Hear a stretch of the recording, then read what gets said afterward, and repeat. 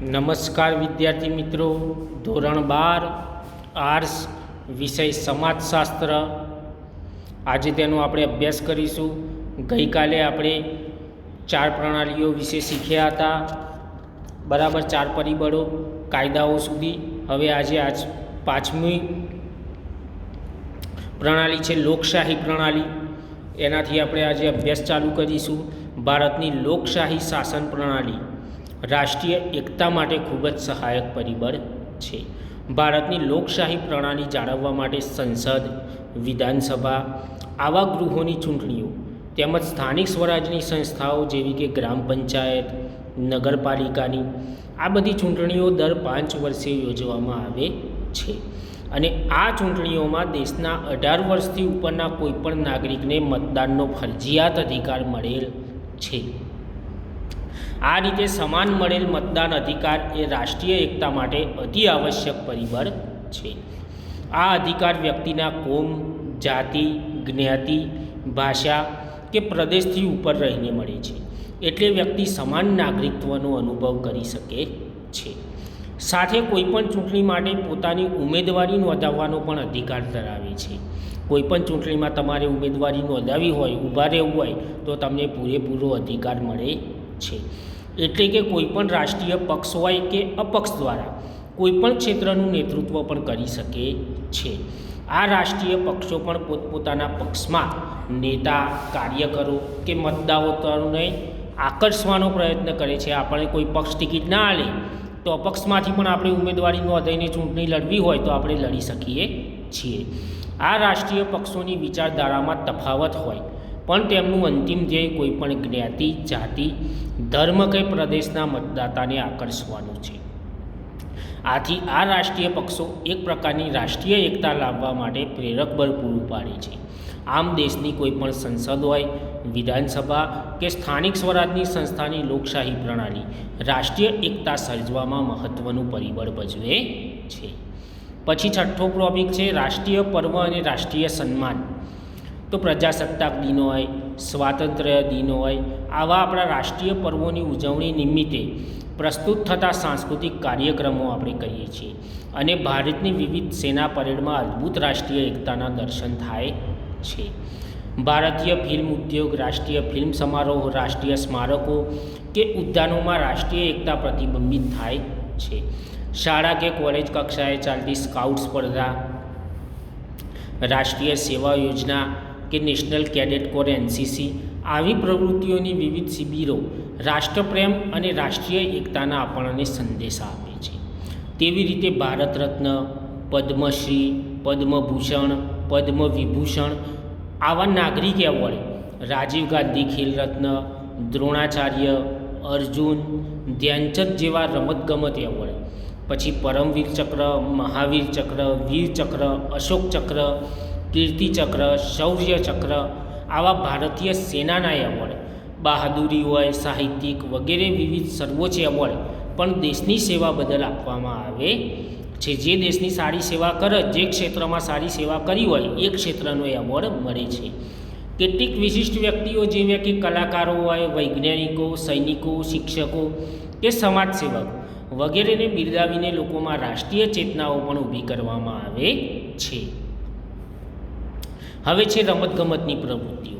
તો ભારત કે ભારત બહાર રમાતી વિવિધ રમતો જેવી કે cricket, hockey, volleyball, tennis, badminton, kabaddi વગેરેમાં સમગ્ર ભારતમાંથી પ્રતિનિધિત્વ કરે ત્યારે ખેલાડી ભાષા, પ્રદેશ કે કોમથી પર રહીને એક ભારતીય તરીકે પ્રતિનિધિત્વ કરે છે કે હું ભારત દેશનો છું, ભારત દેશ તરીકે રમે છે. પછી કઈ જાતિનો છે, કયા રાજ્યનો છે, કઈ ભાષા બોલે છે એનું કોઈ મહત્ત્વ આપવામાં આવતું નથી. તેવી જ રીતે રાષ્ટ્રીય ખેલ મહોત્સવ, આંતરરાજ્ય કે આંતર યુનિવર્સિટી ખેલકૂદ કે વિવિધ ટીમની રમતો, ખેલ મહાકુંભમાં વિવિધ રમતોમાં પણ એક ભારતીય હોવાની અને ખેલદિલીની ભાવનાથી રમાય છે. ભારતમાં ક્રિકેટ રમતની ભારે ઘેલછા છે. તેમાં આંતરરાષ્ટ્રીય કક્ષાએ જો વિજય થાય ત્યારે સમગ્ર ભારત વિજયની ખુશીઓ મનાવે છે. આમ વિવિધ રમતગમતો રાષ્ટ્રીય એકતા માટે સહાયક પરિબળ બને છે.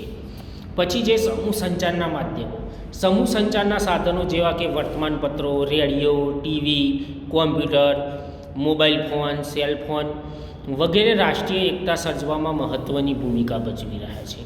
ટેલિવિઝન કોમી એકતા, સર્વધર્મ સંભાવ, દેશભક્તિ વગેરેને લક્ષ્યમાં લઈને ધારાવાહિક ફિલ્મો બનાવે, સમૂહ ગાન, સમૂહ નૃત્ય વગેરે કાર્યક્રમો તથા સ્વાતંત્ર્ય દિન કે પ્રજાસત્તાક દિનની ઉજવણીના વિવિધ કાર્યક્રમો દ્વારા નાગરિકોમાં રાષ્ટ્રપ્રેમ માટે પ્રેરક બળ બને છે. આતંકવાદ, કોમવાદ, જ્ઞાતિવાદ, ભાષાવાદ, પ્રદેશવાદ કે નક્સલવાદ જેવી સમસ્યાઓને ધારાવાહિક, ફિલ્મ કે સમાચાર જેવા કાર્યક્રમોમાં વણી લઈને દેશના નાગરિકોને સાચી સમજ આપે છે. દેશના નાગરિકોનું મનોવલણ રાષ્ટ્રપ્રેમ તરફી કરે છે. આમ સંચાર માધ્યમોમાં પ્રકાશિત અને પ્રસારિત થતા કાર્યક્રમો નાગરિકોમાં સમાનતા ઊભી કરે છે, જે સમાનતા પરોક્ષ રીતે રાષ્ટ્રીય એકતા સર્જવામાં ઉપયોગી બને છે. પછી છે વાહન વ્યવહારના સાધનો. તો ભારત ભૌગોલિક સાંસ્કૃતિક વિવિધતા ધરાવતો દેશ છે, પણ વાહન વ્યવહારના સાધનોએ આ બધાને જોડવામાં ઘણી મહત્ત્વની ભૂમિકા ભજવી છે. આ સાધનોને લીધે પ્રાદેશિક વૈવિધ્ય ધરાવતા લોકો વચ્ચેનું આદાન પ્રદાન શક્ય બન્યું છે. તેનાથી એક જ રાષ્ટ્રના નાગરિક હોવાની ભાવના દ્રઢ બની છે.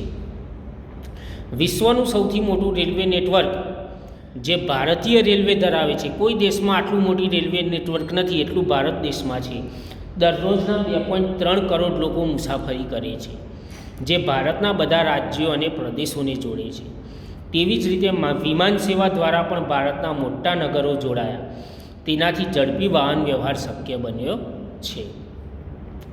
વર્તમાન સમયમાં નોકરી, ધંધા, રોજગાર, શિક્ષણ તથા પ્રવાસ પર્યટન માટે દેશના નાગરિકો વાહન વ્યવહારના સાધનો દ્વારા એકબીજાની નજીક આવી રહ્યા છે અને પરોક્ષ રીતે રાષ્ટ્રીય એકતામાં ઉપયોગી બને છે. હવે પરસ્પરાવલંબન અને સંયોગીકરણ.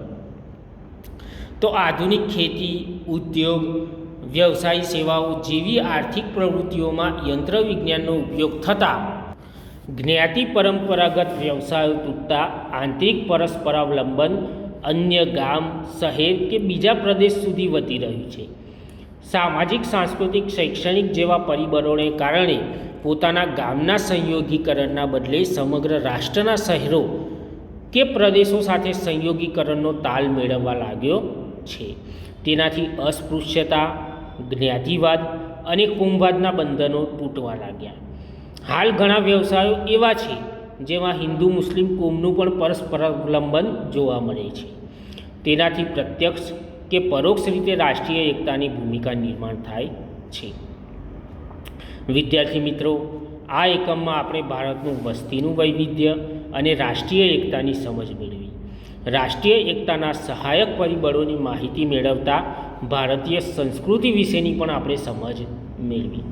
વિવિધ સમુદાયોમાં જોવા મળતી એકતા અને અખંડિતતા એ ભારતીય રાષ્ટ્રની આગવી બાબત છે. તે સંદર્ભમાં હવે પછીના એકમમાં આપણે ભારતીય સંસ્કૃતિ અને સમુદાય વિશેની વિગતવાર માહિતી મેળવીશું. અત્યારે આપણે અહીંયા ચેપ્ટર નંબર 1 સમાપ્ત થાય છે. હવે આગળના ટૉપિકમાં આપણે ચેપ્ટર નંબર 2થી શુભ શરૂઆત કરીશું. હવે ચેપ્ટર નંબર 1ના જે સ્વાધ્યાય છે એ સ્વાધ્યાય તમારે પોતપોતાની નોટબુકની અંદર લખી લેવાનું છે. બરાબર વિદ્યાર્થી મિત્રો, લખીને મોઢે કરી અને કમ્પ્લીટ કરી દેવાનું. ઓકે. નમસ્કાર વિદ્યાર્થી મિત્રો.